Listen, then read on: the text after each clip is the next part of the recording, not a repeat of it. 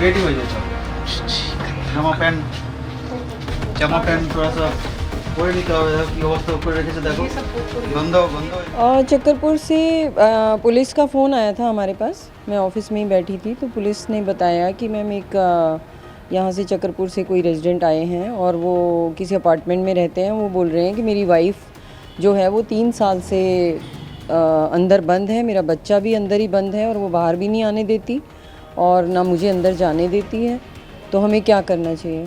तो हमने पुलिस को यही डायरेक्शन दी कि सबसे पहले तो उनकी कंप्लेंट आप दर्ज करो और उस पर फिर एक टीम बनाइए और चाइल्ड लाइन वालों से कांटेक्ट करिए। 1098 पे पहले हमने उनकी कंप्लेंट दर्ज कराई, फिर चाइल्ड लाइन वहाँ पहुँची पुलिस और उन्होंने एक टीम बना के फिर CWC में एज अ मेंबर मैं भी वहाँ पर मौजूद थी।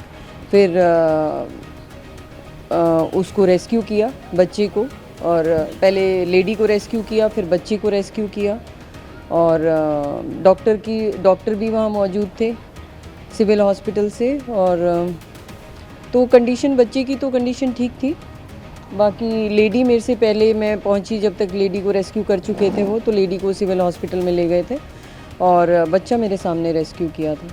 एक रात पहले भी गए थे आप रेस्क्यू कराने के लिए? उस समय नहीं, मैं नहीं गई थी, वो वहाँ पर चाइल्ड लाइन वाले और पुलिस गई थी। अच्छा। उस टाइम तो फिलहाल क्या ऐसा लॉजिक था कि वो अपने बच्चे को बाहर नहीं आना जाने देना? अभी ये तो मामला अभी तो पुलिस के पास ही है और अभी तो उनकी सिर्फ मेडिकल वगैरह ही हुआ है।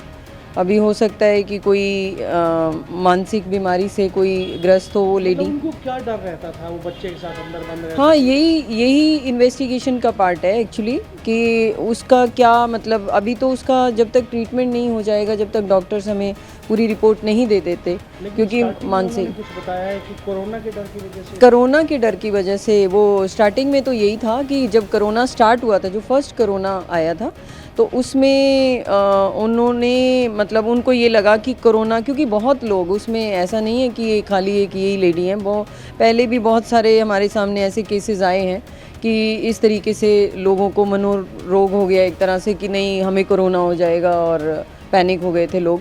तो उसकी वजह से उसने मतलब ये सोचा, अपने आप को अंदर बंद कर लिया और हस्बैंड बाहर गया हुआ था तो हस्बैंड को भी अंदर नहीं आने दिया। उसको भी यही बोला कि आप किसी बाहर वाले अपार्टमेंट में कहीं भी लेके रहो, अभी आप अंदर नहीं आ सकते क्योंकि आप बाहर जाते हो, आपको जॉब करनी होती है, आप अंदर आओगे तो हमें कोरोना हो जाएगा। Reason was that. तो कहीं कोरोना से उनकी डेथ ना हो जाए। हाँ, बस कोरोना के डर से उसने अंदर नहीं आने दिया। उसके बाद जो भी वो ग्रॉसरी भी मंगवा रही हैं, कुछ भी मंगवा रही हैं, तो उन्होंने यही बताया कि मैं हस्बैंड को जो बताती थी फ़ोन पे कि मैं सब कुछ ऑनलाइन मंगवाऊंगी, मैं कोई अंदर मेरे घर के अंदर नहीं आएगा। हस्बैंड से बात होती थी? हस्बैंड से बात करती थी, हस्बैंड उनको शायद पेटीएम भी करते थे, पैसे भी देते थे, हस्बैंड सामान पहुंचाते थे उनको खाने पीने का, तो वो सब होता था, लेकिन बस अंदर किसी को नहीं आने दिया उसने। जब एक छोटे बच्चे को उन्होंने अंदर बंद किया था, क्या उम्र थी, और अब जब बाहर निकला है तो क्या उम्र थी? सर अभी उनकी उम्र है, अभी तो 11 साल का है बच्चा, तो 3 साल पहले बच्चा ऑब्वियसली छोटा ही रहा होगा। 3 साल से बच्चे ने 3 साल से बच्चे ने नहीं देखा, ऑब्वियसली बच्चा डरा हुआ था, सहम गया था, बहुत सारे लोग थे वहाँ पे, तो वो तो उसको बड़ा कंफर्टेबल किया बच्चे को और बड़ा उसके फादर को बोला कि आप उसके पास ही बैठे रहिए, आप मत उठिए वहाँ से।